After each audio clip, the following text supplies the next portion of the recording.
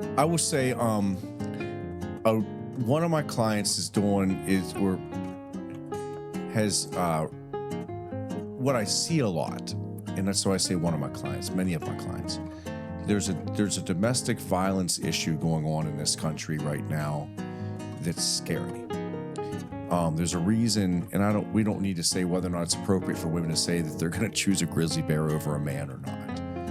However, behind closed doors, there are a lot of there can be both scary women and scary men. It is, I do that kind of law and see, when those things are happening, whether it's the hitting or the protective orders, or when someone finally takes the kids and leaves. And this therapy conversation is really, really important right now, because what we're seeing men get upset and complain about things that are real, money and other things, but they're not having they are not having healthy conversations or ways of dealing with it. And then once they misbehave, then the text messages or whatever the apologies are I'm sorry, I don't have anyone to talk to, I don't know how to do this, I don't know how to handle, I got no one to talk to. And it's a real shame, because finding the appropriate therapist is exactly what serves that problem. And it's like there's a bunch of people running around with broken legs saying, I'm so sorry, I've got a broken leg. I'm so sorry, I wish I didn't have a broken leg. I'd be able to help you carry that, and I wouldn't have fallen down and bled on top of you, right? And then it's like, but there's a hospital, you could literally go there and they would set your leg and they could put a cast on it. You'd be able to it's going to hurt a little bit. You're going to have to be interrupted with a little bit of what your current life is, right? But it's not that there's no one to talk to. We either are not respecting the fact that the profession has anything to offer. What is that?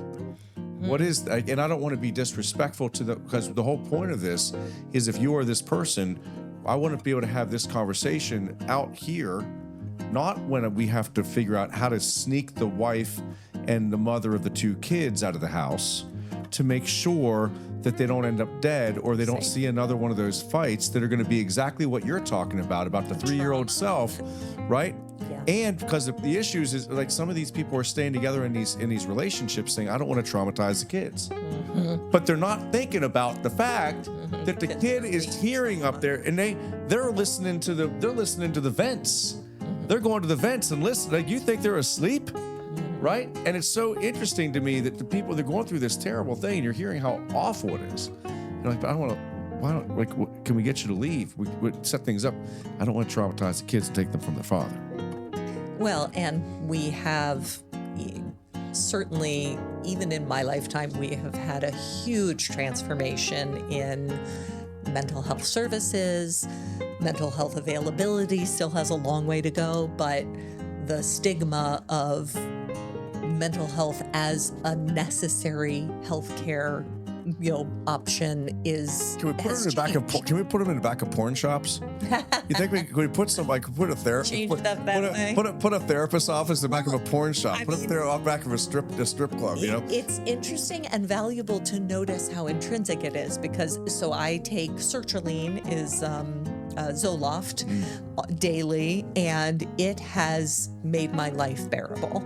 I was going through family stuff and professional stuff and pre-menopause stuff with hormones going all over the place, and it took me a long time to be willing to accept a medical, a pharmaceutical approach to mental health balance.